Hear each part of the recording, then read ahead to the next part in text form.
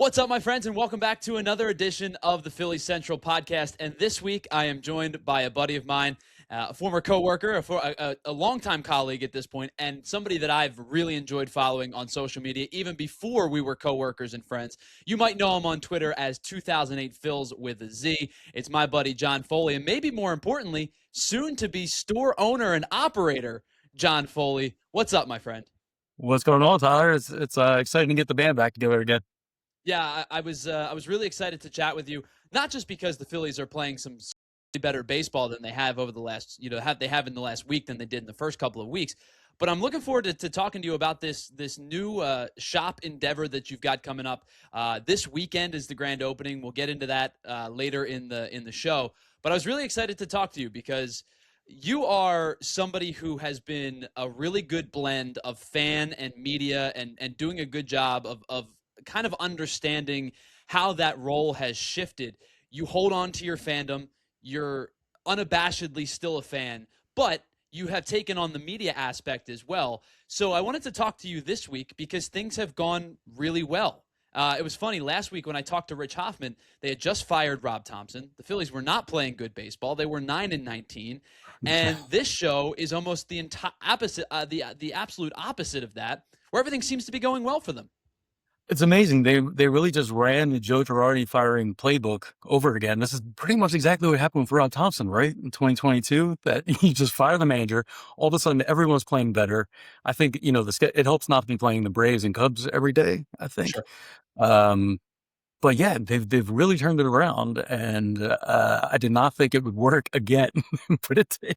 So I'll take it. So they are now 8-1 since Rob Thompson was fired. They sweep out the Giants. They take 3 out of 4 from the Marlins. They've won the series against the Athletics already. Have a chance to sweep out that series tonight in the series finale. And I think the first place to naturally start is the starting rotation, because for years now we have talked about it. You and I have since the inception of our working relationship together. It's up until now. The stalwart of this team has been the starting rotation. And for the last 3 years, they have been amongst the league leaders in innings pitched, in starting rotation ERA. And there was a struggle to begin the season. Obviously, not having Zach Wheeler was a part of that. Aaron Nola struggled out the gate. Taijuan Walker was one of the worst starting pitchers in baseball out the gate. Since that turn, since the firing of Rob Thompson, the Phillies rank basically in the top 10 in every starting pitching metric across the board: team ERA, strikeouts, opponent batting average. The list goes on and on. What have you seen from this starting rotation over the last couple of weeks that has kind of been the turning point for them to kind of be back to the rotation that we expected them to be heading into the season? Yeah, so I think the biggest reason is getting Zach Wheeler back, right? And not only are you getting Zach Wheeler back, you're swapping out Zach Wheeler for Taijuan Walker, which is a Sure. significant upgrade, right? No disrespect to Taijuan Walker, great guy. He's not with the Phillies anymore, and I think that's for the best. But also, they just got back to doing what they do. As you mentioned, this is who we thought they would be. We thought, they're largely the same guys as it's been the past few years. So you thought you would have pretty much the same results, that the starting pitching would be dominant. The bullpen looked nasty coming into the season. It hasn't really lived up to expectations, but you got to think that'll go back there. The lineup is what it is. They're going to have their hot streaks and cold streaks, but you kind of thought that this starting pitching could carry them through the cold streaks and they could win some 3-1 games, some 2-0 games. And we weren't seeing it for a long time because, guys like Luzardo were just getting unexpectedly blown up, and the offense obviously couldn't compensate for that. So I think what you're seeing now is the Phillies just getting back to, playing Phillies baseball the way they have the past few years. Great starting pitching. Sanchez seems to have straightened out whatever was bothering him. I don't know if it's a mechanical adjustment or, just shaking some rust off, but he seems to be back in Cy Young contender form. Yeah, Luzardo, Wheeler, you never know what you're going to get with Nola. And, obviously there's going to be ups and downs with Painter as a rookie, but as a whole, this is a great staff. Like you said, during this winning streak, near the top baseball in all these metrics. And that's where I expect him to stay at. I think that's where everyone expects him to stay, and that gives you a solid base to not have 10-game losing streaks. Like I don't see that happening again with this starting rotation, right? I So don't I see think going 2 times through the rotation and losing every game. Sure. I think one of the things I've noticed with Don Mattingly taking over, and I don't know if it's just strictly because the starters are pitching well and you just have a longer lead when you're pitching well. And I also know that they've played one additional game compared to everybody else because they had the doubleheader since the time frame that I'm alluding to. But Yeah. they have the most innings pitched out of a starting rotation since that April 28th mark. And I wonder if that is it's probably some sort of a combination, but it looks to me like Don Mattingly is giving these guys a little bit of a longer lead on the mound than perhaps what Rob Thompson used to, maybe a little bit of a quicker hook from Rob Thompson. But we've seen it pretty routinely over the last couple of nights. Now, Christopher Sanchez was super efficient in his first like Yeah, six just like innings. 50 pitches through 5. Right. But like Really, we've yeah. seen it a couple of times. Even Zach Wheeler in what would ended up being still one of his first few starts of the season, creeping up towards that 100 pitch mark. It seems to me like Mattingly is maybe letting these guys go a little bit longer than perhaps Rob Thompson may have. I think that's probably right. I don't think it's a drastic philosophy change, but I do think at the margins where it's, with Thompson, with like, okay, he's probably going to take him out here, that you may get, a guy might come back out for the next inning with Mattingly. But, I think he's not going to go out and let them go out there for 130 pitches. Sure. You know, but Nolan it Ryan ain't is walking through that door. I'm gonna go with that door. So it's like, you do gotta. These are your guys. This is the heart of your team, and I think at a certain point you do have to trust them. Let them get up in the 90s. Let them get up to around 100 pitches. I do understand. In April, it's early. They're still getting stretched out a little bit. But now you're into the season here. And I think you can let them go a little bit more, especially with the bullpen not quite living up to expectations. Well, it was funny, like Lizardo, I talked about this a few weeks ago. Lizardo was one of those guys where every year there's a handful of guys early in the season that you go, this is the unluckiest pitcher in baseball. And then you see Right. some random guy who bursts onto the scene. Now, I'm not going to say, like, in the beginning, I was like, oh, it's Jose Soriano, but he's been unreal for the Angels, like, for 2 months now. But Jesus Lizardo was by all metrics, way better or deserved way better than the 7-something ERA that he had had. His FIP was like 4 points lower. His hard hit rates were good. His fastball velocity was good. I look at Lizardo now and I go, okay, that's the pitcher that we expected to see. And now you're starting to generate some of the results that you expect. And, sometimes he's going to get hit around. It just happens. We saw it twice last year, saw it a little bit in the early portion of the season. He's a guy who might have a high 3 ERA or maybe even a low 4 ERA when the season's said and done. But I look at him and I go, I trust that guy to take the ball every fifth day and into a postseason. And now I think we're starting to see a little bit more of the guy that we expected. Absolutely. I mean, you could see it early on, even when his ERA was near 7. It wasn't like a Todd Long Walker 7. He was striking guys out. There was tons of swing and miss. I didn't think, the home run ball killed him. And yeah, I mean, luck is just such a huge part of the game that we don't like to acknowledge it, right? Because it's not. We like to think that the best team's just going to win, and sometimes weird things happen, and Luzardo ends up getting blown up. But you could see that the talent was there, the stuff was there, the velocity was there, and it was just a matter of time before he was going to get back on track. So you mentioned luck, and I think that that's an interesting segue to a topic. Now, I am not insinuating that this player is getting lucky, but the stat BABIP sometimes Yeah. does factor in a little bit of luck. And the running storyline at this point is that Brandon Marsh, who is hitting the ball really, really well, has the second highest BABIP in the history of baseball All amongst time. qualified players. Like we're talking about Ty Cobb and Brandon Marsh. Yeah. But you and I have worked together for a while now, and you know that I'm not like the biggest Brandon Marsh guy in the world, but I Mhm. have to give him where credit is due. He has now a 336 average. He has 40 hits, which is tied for 20th, but Yeah. there are 10 players in Twice as baseball many with as Alec either Bohm, by the way. what's that? Twice as many hits as Alec Bohm, by the way. Correct. Right. There are 10 players in baseball right now with either 40 or 41 hits. Only one of those 10 players has fewer at bats than Brandon Marsh. So to say like he's generating success in limited sample size compared to some of these other guys. Yeah, it's crazy. He's been unbelievable. He's been playing out of his mind. You talk about the bad, but it's at a certain point, there's certain guys that you just have to say, okay, this is what he does, right? Because year after year, he's got one of the highest batting averages and balls on play in the league. At a certain point, I'm like, this isn't just a coincidence. There's something that he does. Now, I don't fully understand it. I couldn't tell you exactly what Marsh does differently than our other players that you wouldn't expect. I mean, what's league average like? I think it's 300 right on around 300. 300 on balls in play, and he gets Yeah, he gets up more closer to 400. right. Yeah, I couldn't tell you what it is exactly that makes him sort of not regress to that mean in the way other players do. But you do think there's something about the way he hits. You know, he's a fast guy. It reminds me a little bit of the conversation with Justin Crawford and the ground ball percentages.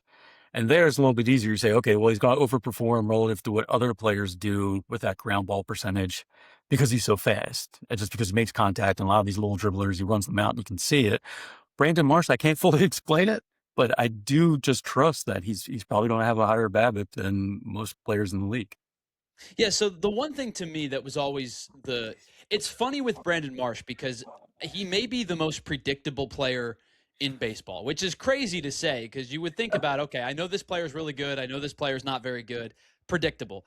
Brandon Marsh may be the most predictable player in baseball where you go, okay, well, he hits really well against right-handed pitching. He has Yeah. struggled against left-handed pitching, and when he's not swinging and missing, which has been a big knock on him throughout his career, when he's putting the ball in play, his numbers dictate he's a really good hitter. So if you could eliminate the whiff and chase, or at least have a small drop in the whiff and chase, you're looking at a player who might get to play more against left-handed pitching because there's confidence there. Yeah, exactly. So it's always tricky with Marsh. He's an incredible player, but you look at these numbers and you say, wow, that's a guy who really needs to be out there every day. But then you delve a little deeper in the numbers and you have to wonder, okay, is he putting up these numbers because he's not playing every day, because he's not facing those left-handers? I mean, the splits between his platoon splits are just insane. And that's why, I remember we've had conversations in the past couple trade deadlines about why can't you just find a platoon partner for Brandon Marsh? It shouldn't be that expensive. You're not hunting for a superstar. You're just looking for someone to do against left-handed pitching when Marsh does against right-handed pitching, and there's a lot of those guys out there. That's Dave Dombrowski issue. For Marsh right now, I don't know. I think maybe you start playing a little more against lefties, but I think you got to be quick with the hook there because you've got this weapon against righties, and these numbers are fantastic, and you can keep them rolling. You start exposing lefties more, maybe those numbers drop. Maybe things don't look as impressive. I mean, because we're talking about like 900 OPS versus 500 OPS, and not over a small sample size, Sure. like over his career.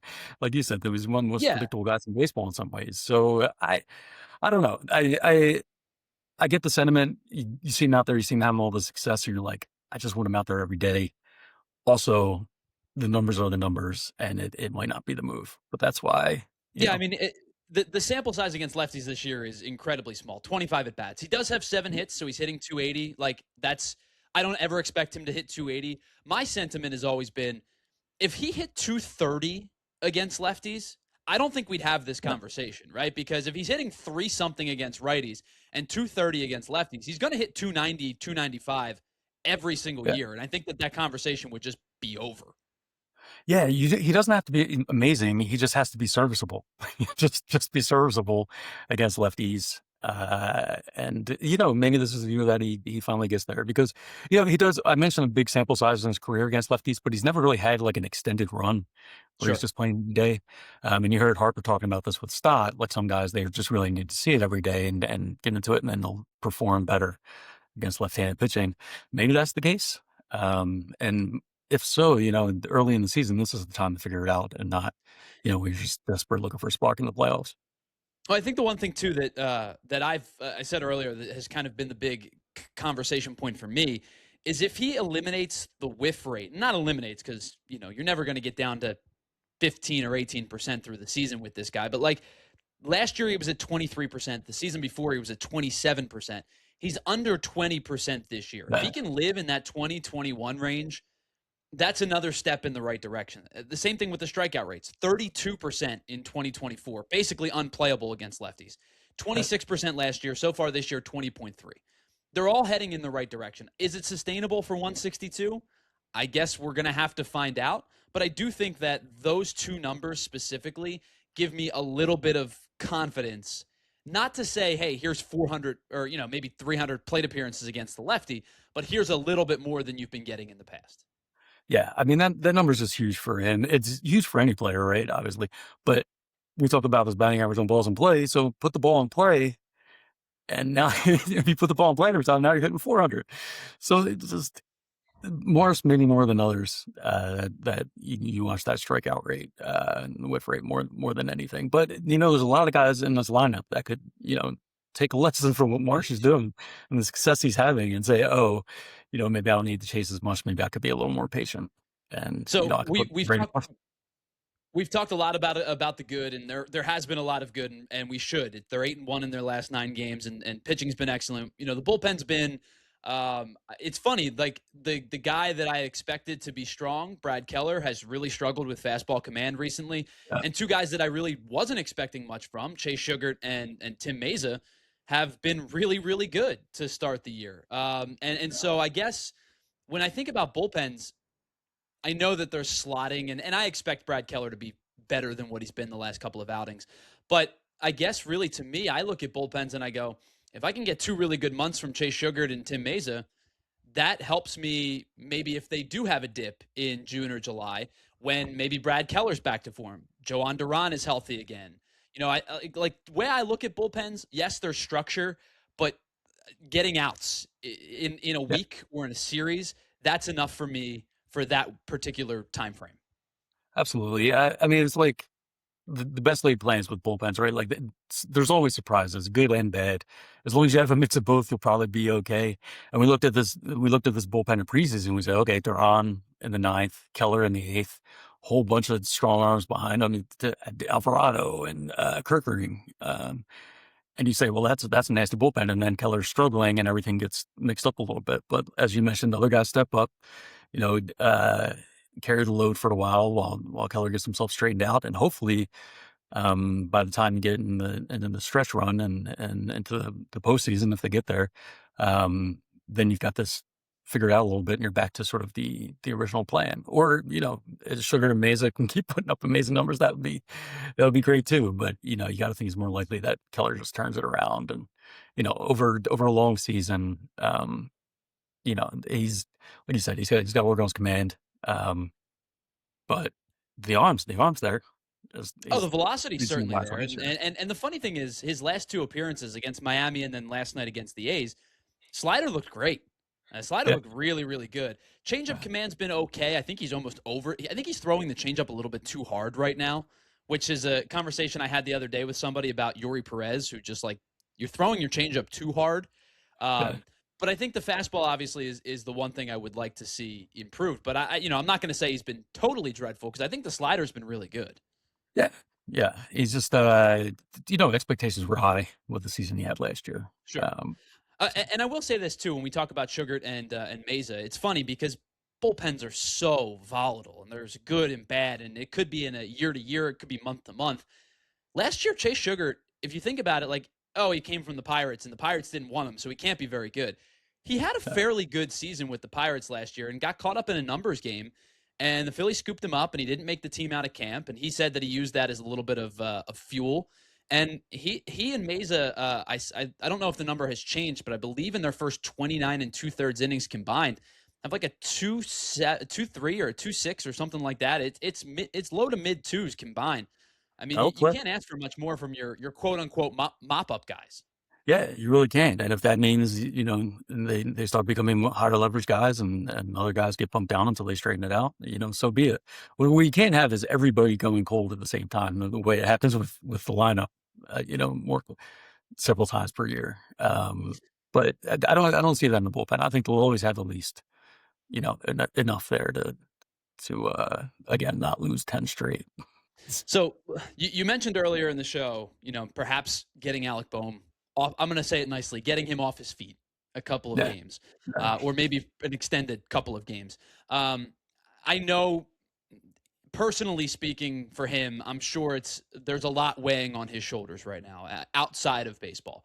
But when you look at the numbers and you see out of the 178 qualified hitters in baseball, only Cedric Mullins has a worse batting average. Only Cedric Mullins has a worse slugging percentage. He's 177th out of 178th. I think at this point, I know it's only early May. I think for at least the short to midterm, there may have to be some conversations about him playing a little bit less than every day at this point. How do you Yeah, feel about the Alec Bohm situation? at this point, I mean, it's overdue. I get why he's been playing this long, and that Alec Bohm has a consistent track record of hitting around 280 year after year. You just got to figure he's going to get there. He's going to get to the numbers on the back of his baseball card, right? Rod Thompson's favorite saying. At a certain point, no, it's just not happening. And you look, and he does. It's not like he's getting unlucky. You look at the underlying metrics, and that's all terrible too. And he's got this off the field stuff going on, and you and I don't know much about it, but hopefully the team sort of knows where his head is at with that. And you got to think it's affecting him. I mean, it seems like a heck of a coincidence, to be having this family and financial issues, and also be having your worst season ever at the plate and being like suddenly the worst hitter in baseball for no reason. So I do think it's time now. You guys sit him down. Let Sosa take that role over at third. Um, if you're looking for playing time for Sosa and you do want to stop platooning Stott, which we know has Harper's endorsement, right? Well, then you can get Sosa playing time by getting Bone off his feet. I mean, he's given you nothing so far, and the team's climbing back near 500. So yeah, give him rest. I don't know what you have to lose at this point, because it's not like going to hurt his confidence more. His confidence has got to be bottomed out, right? It So, can't be 1% yeah, right now. and he's a guy. I think this is his last year of team control. He's not like a super young guy anymore that you're just trying to ride out the bumps with him. Is at this point, yeah, we gotta sit Bum down, I think. I think we've kind of all come to the conclusion that maybe even prior to this is going to be the final year of Alec Bohm as a Philly. Yeah. I still think that maybe not after this year. I felt it heading into the season that a team would look at it and go, league average defense at third, good run producer, 280 guy, doesn't have a lot of pop, but when he's going gap to gap, he's a solid six hitter, right? Which is probably where he should be hitting, is like in the six hole. Prior to this season, I thought that hey, there's going to be a team that gives him 15-17 million dollars a season to be their everyday third baseman, and the Phillies are going to go, no, thank you. I don't know if that number gets nearly that high the way that this season has progressed. Yeah, he's really costing himself some money this year. He'll turn it around. But I do think Alec Bohm is a good major league player most of the time. These past month or two notwithstanding, he's a good major league player who should be playing for somebody and starting every day. He's a former All Star. Um, he's not terrible, and he has been miscast in this cleanup role. Like you said, if he's playing somewhere giving you pretty good defense, a lot of contact, high batting average, and hitting six, that's a solid major league player. He's just not that guy right now for whatever reason. All right, so we talked a lot about this team. I want to talk about something that's super exciting and important to you, and that is this Sunday. This Sunday, 2206 South Street, Foley's opens up. So you are now in the entrepreneurial field. You are a business owner, a store operator, and I just wanted to give you the floor to just tell everybody what Foley's is, what Sunday's going to be all like, and how they can find you if they're looking to get more information. Yeah, so Foley's, as you mentioned, is the Philly Sports Shop. There's really two big components to it. We've partnered with Hunt Auctions, very trusted name in the autographed memorabilia business for 30 years, selling a lot of their memorabilia. You come in and it lines the walls. Framed 16 by 20s, signed by Jimmy Rollins, Chase Utley. And we've got football helmets signed by Hertz, McNatt, just anything you could think of on the memorabilia front. We've got that, and then we've also got all these incredible designs, T-shirt designs, hat designs, from local artists, and then just other random cool stuff that people have just approached with, and they say, "Hey, I make custom street signs for like broad passing. They're exact replicas of what you would see. You can get the street you grew up on. You'll get an exact replica of that block." in wood, beautiful, put it on your wall, that kind of thing that you would never think of. And that's really why I want this place to be a destination for things that you don't know you need until you come in and see it. And it's like, wow, look what people in the Philadelphia sports community create, because there's so many talented people out there doing so many incredible things. And then we're all still spending our money on like fanatics and misprint jerseys. It's crazy. And so, I, I love the community of artists, designers. I'm not one myself. I would love to be. I don't have those talents, but I think where I could fit in is helping bring these things to a wider audience. And just being a fun place to come and check it out. If you like Philly sports, I think you'll really like the shop. You can come in and see all sorts of things. Just cool Philly sports stuff is kind of the headline there. And I think I will say this: when I saw that it was announced, I was excited for you as my friend. I was just like, this is a really cool endeavor. I Yeah, read the Philly Voice piece 2 days ago that they did about the shop, and it yeah, really kind of solidified the community aspect of it, as you just made mention of it. It was a lot of naming of some really awesome local artists, some that you've seen on Twitter a million times, a couple that I checked out for the first time, after right. seeing who was listed. And between that, between the idea, I think to me the idea this might be my old man yells at clouds takes. I am an in-person shopper. Like I Yeah, do online shopping when necessary, but I would rather go to the store, use my eyeballs to see what I'm looking at, yeah, have it in my hands, compare whatever, whatever it might be. And I think you're giving people a really good outlet for that, because there is a huge card collection community that has boomed in the mhm, last like 4 or 5 years. There's a huge memorabilia community. And as you said, having the opportunity to have all of these local artists come and do things that some of which we've seen on Twitter and are so cool, some of which now we know about or will know about, and they're yeah. so cool. Yeah, yeah. I've had people just stopping in off the street as I'm sort of unloading things and getting things arranged, saying, "Oh, hey, I make X," and I'm like, "All right, let's see, let's see how people respond to X." I think it's amazing. Let's see if others agree, and if so, we'll just keep selling them. I mean, it's the community aspect of it, is really a lot of fun, and it's really what I think I struggle to put it in words sometimes, but it's everything sort of around the game at the periphery of Philly sports that I think is the most interesting to me. Obviously, I love the game on the field. I love the game of baseball, football, hockey is beautiful. Um, but really for me, it's less about the X's and O's when I think about my true passion around Philly sports, and it's more about celebrating together as a city, as a metro area when the teams are doing well, all these odd little things that spring up, um, at the boundaries of the intersection of games and fans. That's the space I like to live in, and I think the store is a great match for that.